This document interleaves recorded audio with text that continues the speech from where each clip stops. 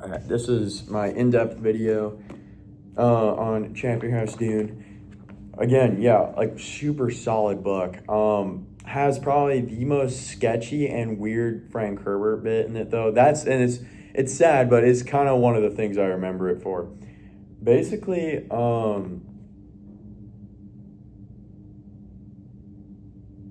sorry. Basically,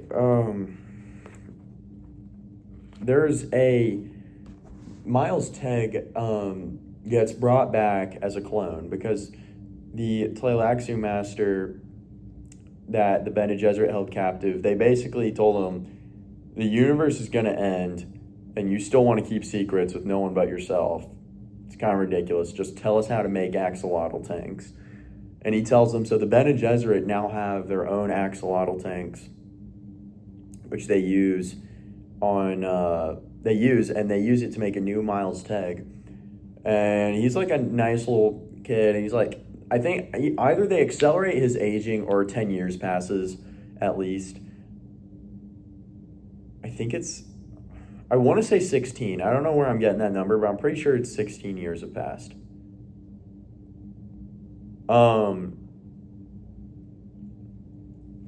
But basically,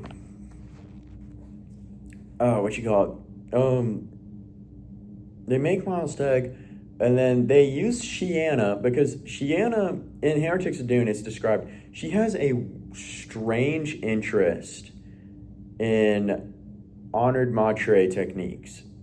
It's kind of off-putting. It's like described to be, it's meant to be off-putting. It's off-putting to the Bene Gesserit too. Like, Shiana is really interested in how they do what they do. And they use Shiana because now Shiana's like a master at this stuff. You know, a ton of years have passed. And she's like a full-blown Reverend Mother too now. And they try to get Miles Tegg and her to have intimacy because in his original life, he was trained very much to not fall for Bene Gesserit tricks like that. If he was going to work with Bene Gesserit and they were going to have his children, it was by his choice. Because his mom wanted that for him. Because his mom was also a Bene Gesserit. So, doing something so against his psychological conditioning would shock him into getting his old memories back. Again, they could have done anything else. Because they didn't explain any of that in the last book. But Frank Herbert's like, to start, let's have this 10-year-old boy and this like 30-something-year-old woman. Yeah, they're gonna do it. It's really weird. It's really weird. He goes in a lot of detail, like way more than necessary, and it has the intended effect. And he literally reactivates his super speed to get the hell away from her. It's really funny.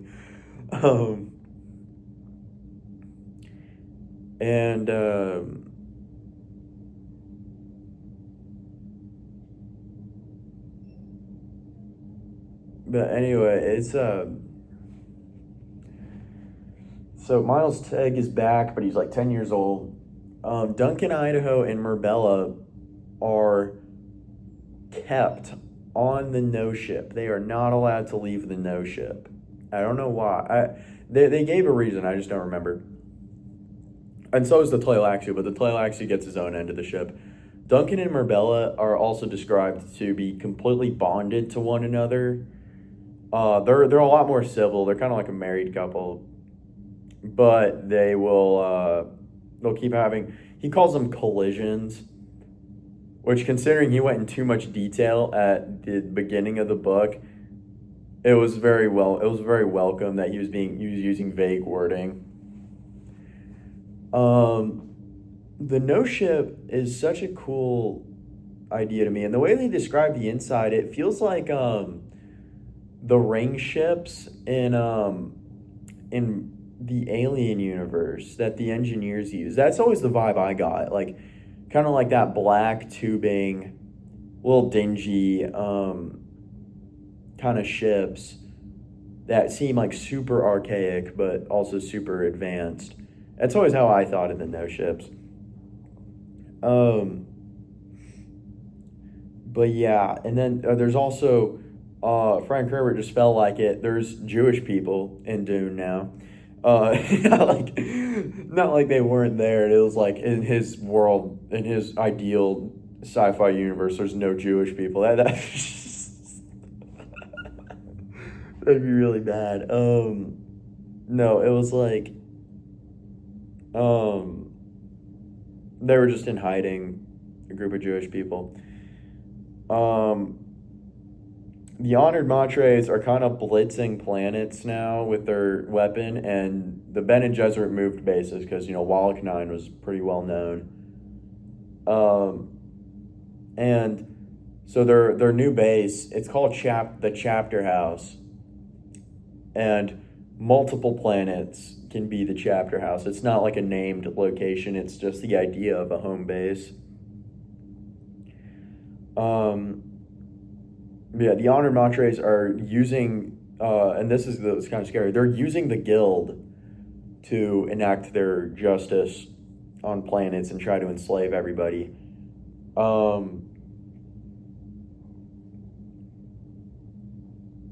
And Dario Drod is training Merbella, the captive Honored Matre. She had her kid now.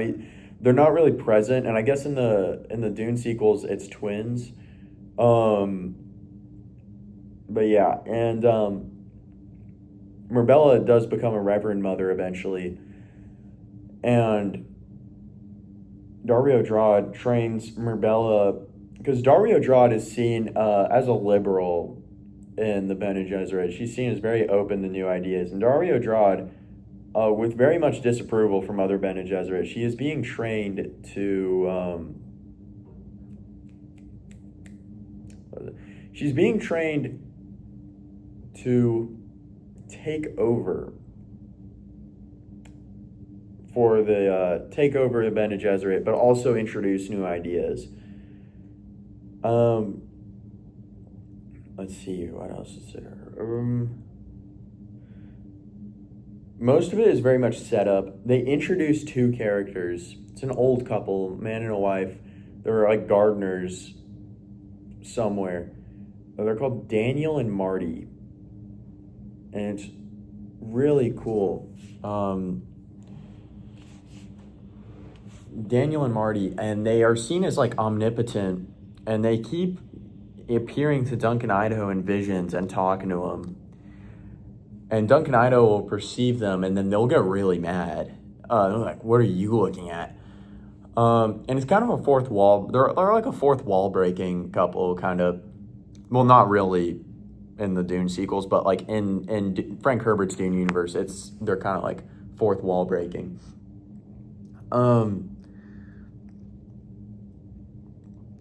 But yeah, and it's sad. They never pay off the bead in the Talaxu Master's chest to revive the original Dune cast. It does get paid off later, but not in Frank Herbert's Dune. I don't have a lot to say about this book, which isn't to say it's bad. It's definitely not to say it's bad. It's just it doesn't. You can tell it's really good, but it's very much a setup. It's setting up the finale to Dune, which I'm really sad it didn't get finished. Well, it did get finished, but not in the way Frank Herbert wanted, in my opinion. Okay, my opinion with the Dune sequels, it's, I definitely believe Brian Herbert and Kevin J. Anderson were 100% working off notes. Like, the broad strokes of it, I can tell. That is definitely something Frank Herbert would come up with, especially Hunters of Dune. Hunters of Dune feels a lot like a Frank Herbert book. They did really good with Hunters of Dune. They really dropped the ball on Sandworms, and a lot of the stuff for Sandworms, it's believable, except for like not the climax, but the resolution. I just don't believe it one bit. No, basically,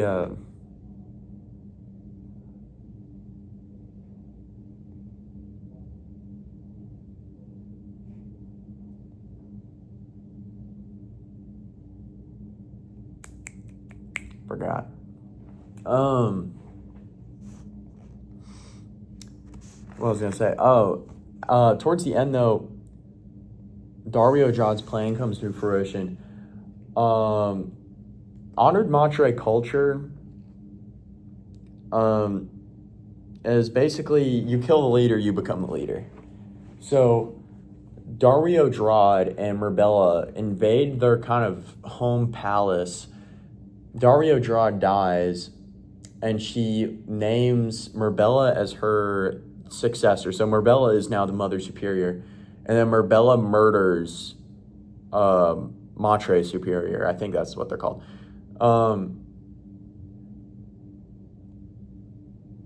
And de facto becomes the leader of both the Honored Matres and the Bene Gesserit, because Dario Drod had a plan to merge the two. And you'll find out how it goes in the sequels. A little messy, but they get it. They get it eventually. Well, not a little. Very messy, but they get it eventually. So that happens. And by this point, once Merbella became a Reverend Mother, she kind of broke that collision cycle with Merbella. Like, Merbella broke the cycle. Duncan did not. So Duncan's kind of just fiending for some action. But when Merbella becomes the leader of everything, Duncan's like, oh, I'm out. And he steals the No Ship. And he takes a ton of people with him. He takes Miles Tegg, some of the Jewish people. I don't know how they got on that ship. Some of the Jewish people, the honored Miles Tegg, the Tleilaxu Master, along with some tanks, a ton of Reverend Mothers who became disillusioned with the Bene Gesserit after, because Shiana basically, she wasn't named a successor. She knew she was a possible one, and it was part of Dario Drod's plan, honestly. Dario Drod planned a lot of this out. Miles Tegg's daughter, she's also a pretty smart cookie. So she had Shiana purposefully kind of splinter off from the Bene Gesserit because she knew there'd be a ton of women who did not want any part in a joined Honored Matre Bene Gesserit faction. I think they were called the Valkyries, I think. So Duncan Idaho takes a ton of them on the No Ship, Shiana included, and at this point, an unknown entity tries to tangle the ship in a net, and Duncan Idaho activates the fold space engine with, it's described that even he doesn't know how he did it. It was like the most, I'm going to press buttons and see what happens type of piloting. Because Duncan Idaho, keep in mind, he doesn't know how to pilot no ships. No ships are a new concept to him. What I will say.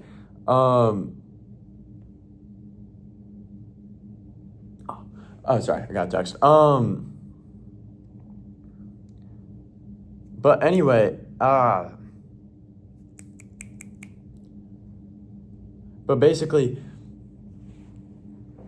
when Duncan Idaho and Merbella clashed, and it's implied this whole time, it's implied by the Bene Gesserit that they don't know for certain, Duncan Idaho got all his clone memories back. He doesn't know how exactly, but basically,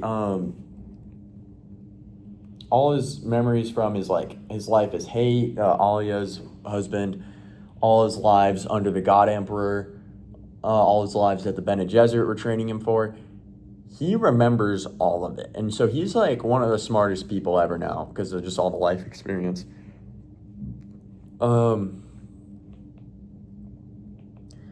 But he has no idea how to pilot a no ship. And it's implied that he literally takes it outside of space, time, and the book itself. Like, he pilots the ship out of the book. Because Daniel and Marty have that fourth wall breaking moment where they're like, where the hell are they? They got away. And it's like, I don't know, Daniel. And Daniel's like, oh, well, they're out of our control now. And it's described as it was meant to be an allusion to Frank Herbert and his wife. And because the Daniel and Marty are godlike beings. And basically they're describing that the characters in the book are outside of their control. And they don't know what's going to happen. They can't control what's going to happen to them. They are in charge of their own destiny now. Because Daniel and Marty, in universe, they were described as maybe superpowered face dancers. They weren't. But yeah, it was a really cool little fourth wall breaking moment. Yeah, honestly, for what it was worth, this was a great book for Frank Herbert to end the series on, in my opinion. And I like everything Brian Herbert does. I think it's really cool. I think some of it is kind of a cash grab, I'm not gonna lie.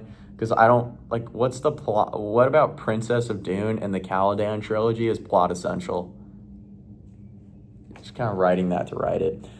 But anyway, that was my video just on my thoughts for Chapterhouse Dune. Really good book. I really like it. But, yeah, that was it.